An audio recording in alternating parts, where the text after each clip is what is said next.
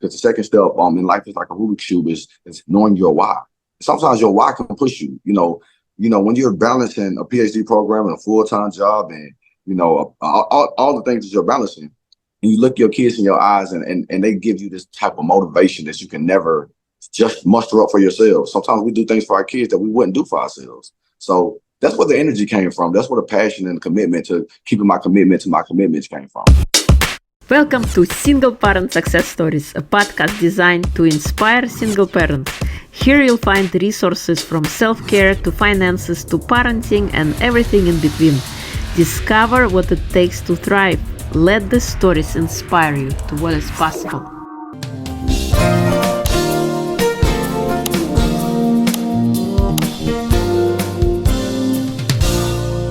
Before we start the next conversation, I want to invite you to check out my amazing book, The Gift Inside, a powerful guide for healing your body, mind, and soul. Reclaim your strengths and awaken your true potential. Whether you are navigating heartbreak or simply seeking deeper fulfillment, this book offers the tools to turn your struggles into triumphs.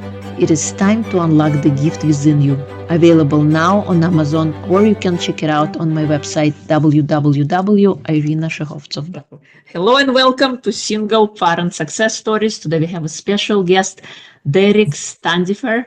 He is an educator, keynote speaker, and a full-time single father who founded Life is Like a Rubik's Cube, a platform dedicated to empowering individuals through resilience, problem solving, and innovative thinking. His journey navigating single fatherhood, mental health challenges, and a deep commitment to excellence in both education and parenthood has profoundly shaped his perspective on resilience, education, and mental health. Welcome, Dr. Derrick. It is a pleasure to have you. Good morning. Thank you for this beautiful opportunity to share my journey on your platform. And I'm greatly appreciate the opportunity to serve. Thank you so much. Yeah, you're welcome. But please share with us, how did you become a single parent? So sometimes love turns into, sometimes love dissipates and turns into, separation. So I got married in 2014 when I was in college, and we gave birth. We had already gave birth to a daughter. My daughter Irina was born. Some time went by. We had birth to. We were pregnant with my son Derrick Jr. But at that time, my mom she had ovarian cancer. So my mother, she passed away from ovarian cancer, and my ex-wife was actually the first one to see her. She found her, dead. And it a lot of things just kind of started to happen in our marriage, and we ended up getting a divorce. Got a divorce, and at first we both wanted to be deeply involved in our children's lives. She moved back to Florida. I stayed in Atlanta, and we did a 6 month separation. But we had to figure out who would get sole custody of the kids, and I think that love turns into hate when you have to make court decisions when kids are involved. So we both went through a custody dispute, and I was ultimately awarded custody of our children, and that was 7 years ago. So we've been doing I've been doing on parenting. She's been doing off parenting. Well, I'm sorry, I didn't mean to say on parenting, off parenting. Let me say I have them during the school year. She has them during the summer times and Christmas time. Oh, I see. Okay. All right. What were some of the challenges you faced during your time of being a single parent? Some of the challenges. First of all, I think being a single parent in itself, you have to manage the entire schedules of your children, and your parent meter never turns off. You're always thinking about, what do my babies need? What do they need? What do they have? If they forget something, you have to be the person to kind of catch, be their guide if they forget something. My daughter, she goes to a very, very high standard school. So if she forgets her uniform, I have to go back. I have to go home and get her uniform piece or whatever she left at home. And I have two different children. I have two children at two different schools.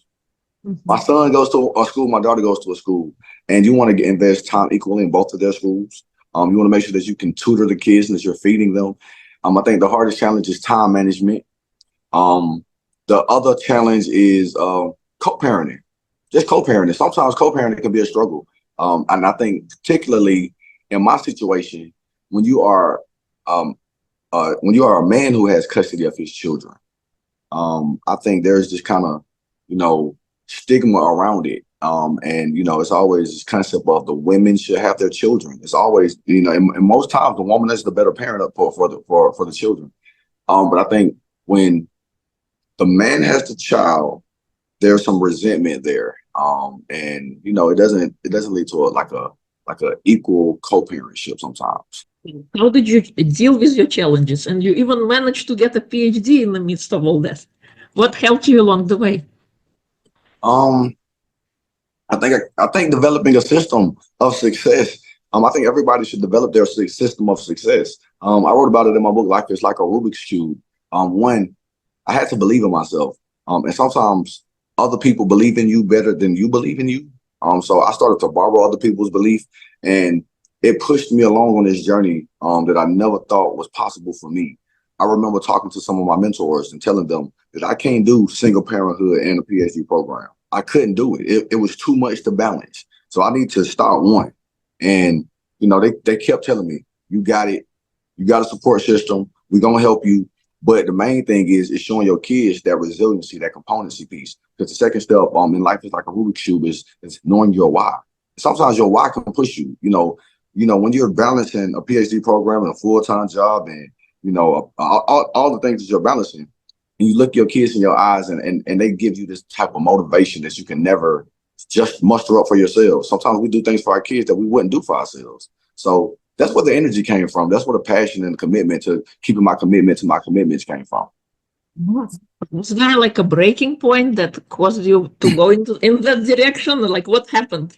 Who was the mentor or a person or an event that took place that kind of you said, okay, I'm going to go for it. I'm going to be resilient. I'm going to be this father for my kids. I'm going to show them, what's possible. I think there were a lot of mentors. I'm a community person. I was raised by the community. I think so many people aided and contributed to my success. And I think that the motivation came from a lot of different people, seeing my mentors do things, overcome their trials and their tribulations. And when I saw them overcome their challenges, it gave me motivation. There were many breaking points. There were many bending points where I just thought the burdens were too heavy to carry. But sometimes, like when you're right when you're on the verge of breaking, right when you're on the verge of throwing in the towel, you kind of get like these saving graces or like these checkpoints. You get you will get a mentor that comes in at the right moment. You'll get a saving grace that comes in at the right moment that just gives you a little bit more energy to keep pushing and keep going. Mm-hmm. What advice would you give to single parents who are just stepping onto the journey of single parenting? Ooh, so the advice that I would give to single parents, the advice is that you don't have to be perfect. You do have to be present, but you don't have to be perfect. Parenting, single parenting, anything that you do when it involves your children is on the job training. You don't know how to do it until you're presented with the task. You don't know how to take care of a baby until you get a baby. You got to learn how to take care of a baby as you have the baby. So it's on the job training. So give yourself some grace. You will make mistakes. Another piece of advice that I would like to give is that everyone will have an opinion on how you should raise your children. And you have to stick to your morals and your values on how you want to raise your kids, because everybody has an opinion. Everybody tells you that it needs to be done this way and this needs to be done this way. And you just have to know your child and know what's best for your children. And you set up the parameters for how you want your children to be raised, what you want them to be exposed to, what you don't want them to be exposed to. And realize that our children are resilient. They can bounce back from your mistakes. So if you make a mistake and it's a harmless mistake in raising your kids, they're resilient kids. They can bounce back from it. And don't be too hard on yourself in the journey of raising a kid by yourself, because if you're a single parent, that means you're doing two parents' jobs. You're balancing more than you should be balancing. So give yourself some grace when you drop the ball. It is okay, because parenting is hard for two parents. I know two parents are struggling to raise their children. So if you're doing it by yourself, you deserve a pat on the back, and you got to give yourself some grace. Thank you. I love that advice. You're so right. We don't have to be perfect. Presence is what matters most. And remembering that you're doing a job of two instead of just one. What do you think is the most important trait to instill in a child? I think the most important trait is confidence. If you can teach your kids to be confident in themselves, they won't be swayed by, their negative environments. If they're confident in what they're doing, if they're confident, they can approach life with this assurance that, one, I can either do this or I can learn how to do this. I think when your children have a certain level of confidence, they can bounce back from failure. And a lot of times we like to think that failure and success are in the opposite direction. Failure and success are in the same direction. You got to fail your way to become successful, but you got to have confidence in your failures. A lot of times, sometimes if you're not confident in yourself, and if you're brittle, failure can break your confidence, and you'll throw in a towel, and you think that you're not good enough. And I think if we can teach our kids that, hey, anything that's worth doing is worth being bad at until you get it right. So have the confidence to go out there and be sorry, be bad at whatever you're doing. But if you put the hours in, you're going to get better. So, just to have that confidence to fail in themselves and to keep pushing along their trials and tribulations of accomplishing their goals. Awesome. Can you give me an example of how you would instill confidence in your children? Oh man, right now, currently, right now. My children, I've been blessed and fortunate and highly favored to have some amazing children. They started to read when they were 3. They were they're academically advanced, considering the circumstances. They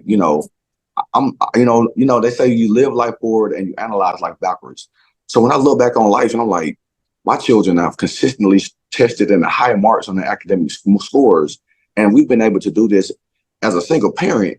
That's an amazing feat. But now my daughter's in a certain challenge. She started to play basketball. So I wasn't keen on basketball. We didn't do the extracurricular activities like we should. COVID had so many reasons why. And single parenting is just, you're trying to survive every day, not adding extracurricular activities on. But now she's playing basketball, and she's not good at all. And it's supposed to be like that. Baby girl, this is your first time playing basketball. If you've been playing basketball for 3 years, you'll be good. But this is year one. This is day one. First month picking up the basketball, you're supposed to be bad. But the beautiful thing is, she practiced, she worked hard, she wanted to get better. Now she can dribble. Now she's shooting shots. Now she's making layups. Now she can defend.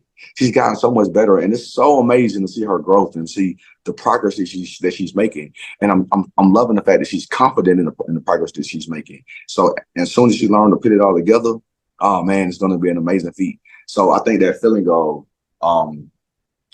being bad at something and experiencing growth and experiencing what it's like to be good will be good for my children to experience. Awesome. I love it. So do you push your children into certain kind of sports, or do you let them, do they pick it themselves? Like how much, is it coming from you versus coming from them when it comes to extracurricular and things like that? I pretty much, I'm pretty much that yes, dad. Dad, can I do this? Yes. Dad, can I do this? Okay, yes. So my daughter, she told me she wanted to cheerlead. Let's cheerlead. She wanted to do it. She wanted to cheerlead at this school, but she didn't make the team. So she asked, could she play basketball? Yes, she can play basketball. And it's been challenging for her. So I don't dictate what sports they can play, but they can't quit once they start it. So if it gets hard, you can't quit. You got to stick and stay. And not only not quit, but not quit by default. Sometimes people quit by default. Like they give up, they don't give it their all.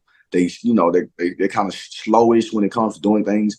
If you're not going to do it, if you're not going to do it right, then you shouldn't do it at all. But if you're going to do it, you can't quit. So you got to do it right. It has to be right, because you're wasting time, energy, effort, and you're developing yourself that it's okay to give subpar performances in things that you're doing, and that's not okay. Even if you don't like doing it, there are so many cases where we have to do things that we don't like, and we should still do those things with high quality effort and high quality input. So those are traits that I instill. My son, he's not really into sports. He's into video games. I try not to make my house a heavy electronic household, device heavy household. He likes video games. It hurts my heart that I'm not allowing him to dive into video games like he wants to. I just don't want my children to be on the screen times too much. I want them to learn what it's like to be creative. And I just think cell phones and phones are damaging to our children's brains, especially during the development stages. So in that case, I guess I am a dictator because he loves video games, but I don't let him play them all the time. You're right. Yeah, screens do steal away our creativity because first of all, it's right there. You don't get to imagine anything. It's already presented to you. This is how it is. And yeah, creativity diminishes as a result. How did your career change as a result of becoming a single parent? Being a single parent it makes you have to have work and income that's very flexible.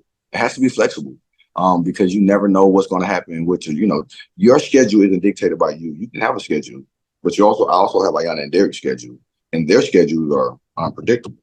They might get sick on the day that I do not need them to be sick. They're sick that day. It comes time to like balancing what needs to be done with Irina and Derrick simultaneously. Give me I'm sorry, one more time. Give me a refresher one more time. Did your career change as a result? Yeah, so I lost train of thought. I was going down a rabbit hole. So in this desire to be flexible, I became one, I've always wanted to serve in this profession. But it became more feasible, not even more feasible, more beneficial for me to serve as an educator. Currently, my role is in education. I serve as a high school teacher of U.S. history and world history. My schedule aligns with my baby's schedule, with my children's schedule. So when they're off, I'm off, and they have breaks, I have breaks. It's a beautiful alignment. I couldn't imagine it any other way if I had a different type of job. And then also, I also serve as a keynote speaker. I host trainings and speeches. I've been blessed to serve organizations and schools as a keynote speaker with my curriculum. Life is like a Rubik Cube, and teaching allows me that flexibility to travel when I need to go speak. And I have an amazing principal who supports what I do. He knows what I'm doing. He knows my journey as a single dad. He supports it. So I think it makes me flexible and have this space to still serve in my passions, still serve as a parent, and still serve in my profession. Life is like a Rubik's Cube. One more time, the volume went out. I'm sorry. You to start Life is like a Rubik's Cube, your company. So Life is like a Rubik's Cube started well before it started. So I was teaching kids how to solve Rubik's Cubes back in 2000, since high school. Since I learned how to solve a Rubik's Cube, I was teaching other people how to solve Rubik's Cubes. And it was just this concept. Most people think that it takes a genius to solve a Rubik's Cube. Everybody, it takes a genius to solve a Rubik's Cube. So I started saying, let me start placeboing affecting people to tap into their inner genius by teaching them how to solve a Rubik's Cube. Because to me, a Rubik's Cube ain't that hard. I've taught thousands of people how to solve Rubik's Cube. I've taught people as young as 6 years old how to solve Rubik's Cubes. And I've noticed the trend is it's harder for me to teach adults how to solve Rubik's Cubes than it is for me to teach kids. I can teach a 6-year-old way better than I can teach a 36-year-old. And I don't know why. I think as we get older, less barriers to jump through with a 6-year-old. When you're 6, less barriers, but you still have this unwavering confidence in yourself and this belief that you probably could solve it if and once you begin to learn how to solve it, it gets easier. So after step 1, you're like, oh, I can do this. Step 2, oh, I can really do this. It's really easy. So I started teaching kids how to solve Rubik's Cubes. And then I joined Toastmasters, and Toastmasters challenged me to serve as a public speaker, as an orator. And they challenged me to write a speech, a motivational speech that's unique. So I said, let me merge solving the Rubik's Cube and the twists and turns of life. And that was in 2014 when I wrote that speech. Oh man, that speech is 10 years old. That's wow. I didn't even think about it. That speech is 10 years old. So now it's being translated into a book, a curriculum, a personal development session, a keynote speech. Yes. Yeah. Awesome. I love that. I love how you make those parallels between a Rubik's Cube and a life. It is true, we don't have a straight path. We have different twists and turns and boulders on the road and little pebbles that we got to overcome to get on the other side. We got to pass through fear. We got to pass through challenges that we face so that we can create something better for ourselves. We can become better as a result. Correct. So how does your company help Who does your company help? Do you primarily work with kids, or it's also for adults? So primarily, I serve as a keynote speaker, and generally I get hired by universities and colleges to come out and host professional development trainings around resiliency, confidence, and problem-solving skills. I do want to now. I want to start transitioning into corporations. Now that I've served in the college space, I've seen that there's a new space to serve young adults. They need resiliency. We just got out of COVID. This new generation are faced with problems that they're new to. They don't know how to solve these new problems. So we need to develop systems for solving new problems. So now I want to start stepping into the corporation space. But my heart, my passion is always for young kids. So I'm having my trouble is niching down to what group that I want to focus on. I serve all, life is like a Rubik's Cube, is very, very fluid. It serves adults. But it also serves kids in a beautiful way because I think there's just so much beauty in teaching a kid how to believe in themselves, how to build confidence through solving a Rubik's Cube. One, if you can solve a Rubik's Cube, I wonder what other things you can solve. You can solve a lot of other problems if you can know how to solve a Rubik's Cube. And it's just, naturally they know that they're a problem solver if they can solve the twists and turns of this magic cube. I love it. What do you think is your superpower if you had to pick one?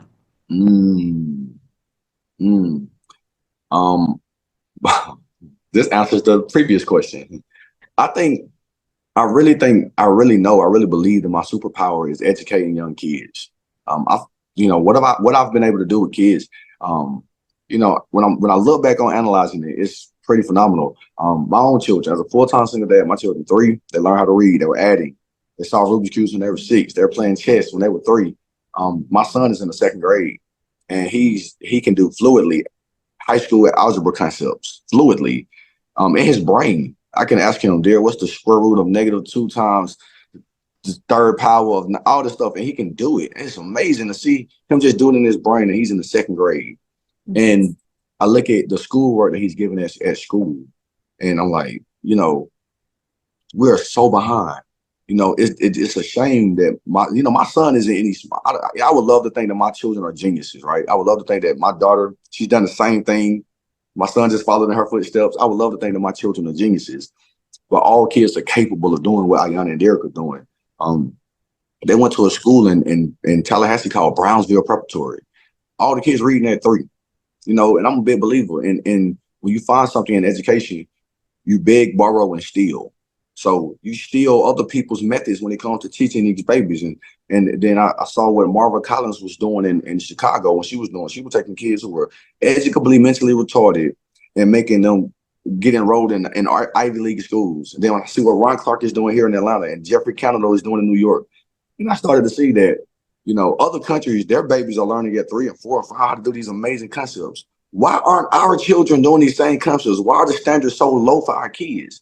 So my superpower is educating kids, but I don't even think it's a superpower. I think it's common sense that a 3-year-old should be reading and doing math and solving playing. I think it's just kind of common sense. So I don't know if I would identify that as a Rubik's Cube. I just think society has lowered the standards on education for our kids so bad that when we finally get a chance of potentially tapping into our potential, that is seen as smart or genius level. The standards are so much higher everywhere else. You see other nations. I'm originally from Uzbekistan, and the level of math level that we did in high school, they do it in college over here. Awesome. Was there a book that inspired your journey, that something you can recommend? A book that inspired my journey, something that I could recommend. A lot of books. I'm an avid reader. The current book I'm reading. Let me see. I think the most important book that I've read is Think and Grow Rich by Napoleon Hill. I see myself regurgitating a lot of his concepts in my journey and in my path. Think and Grow Rich by Napoleon Hill, definitely. I think all of John Maxwell's work on leadership. If you read anything by John Maxwell, he will teach you about the law of the leaderships. I think all of his principles have transformed who I am. I love Zig Ziglar's work. As an educator, I've read all of Ron Clark's work, all of his books. And so all of them have contributed to who I am. They break down complex systems into very practical methods that you can do. You know, it takes the daily disciplines. They just make it simple. Take the daily disciplines. A lot of times we like to overcomplicate success. If you do one thing every single day, then I got my PhD. My dissertation was 158 pages. And my students, I could never write 158 pages. Well, it took me 4 years to get my PhD. If you write one page a day, you can get 158 pages done. If you just write one page a day. So we overcomplicate success. Yeah, it's 158 pages, but one page a day, you can get it done. You're totally right. Another thing, nothing is impossible until you take a first step. Mm-hmm. Until you say yes, because everything is a no until you ask, until you do something. Mm-hmm. So awesome. I love it. Is there anything I haven't asked that you would like to share? I think I know, I feel, and I trust, and I believe in my soul that everybody has a testimony. Everybody has a testimony. Life gives us this test, and it is our duty to take that test and turn it into a testimony so we can share our journeys with other people. There's somebody who's going through similar trials and tribulations as you are, and they don't know how they're going to get to that next level. But then they use you as a guide and as a motivating factor to help them get to a whole complete different level in life. So I just want to encourage people, if you are triumphing through any trials and tribulations, if you are, if you're better than where you were last year, continue to share your journey. So, because other people want to be inspired, they want to be motivated, but they need somebody who can talk to them. Everybody can't talk to everybody. I can talk to the people that like how I speak, but then they have people who like how you speak, and there's people who like how you speak. So I think it's imperative that if you have a platform, if you have a story or a passion that you're passionate about, you should share your platform, share your story, so other people can then be inspired. There's this concept: one lighter can light 1,000 lighters, and it doesn't take away from my lighter. I can light your lighter, and it doesn't steal away from my light. So just do a better job of sharing your light so other people can share their lights as well. I love that, and this is why this podcast is here, to bring stories of single parents, and also to speak to experts who can share any tools to help navigate the journey of single parenting after divorce, after breakup, so that they see hope, they see possibility in life, and not just everything is, coming down. Mm-hmm. So thank you so much for coming on. If people would like to connect with you, learn more about you, where would they go? So I frequent Facebook, Derrick Standifer. If you go on LinkedIn, it's Dr. Derrick Standifer. If you go on Instagram, it's Dr. Derrick Standifer as well. So yeah, I'm pretty accessible. If you just kind of search "Life is like a Rubik Cube" with Dr. Derrick Standifer, it would be an honor, privilege, and pleasure to serve. If you're looking for keynote speakers or dynamic motivational workshops, it would be an honor, privilege, and pleasure to serve. It's been an honor and pleasure to have you. Thank you so much for coming. Thank you so much for opening up this platform for me. I really appreciate the honor.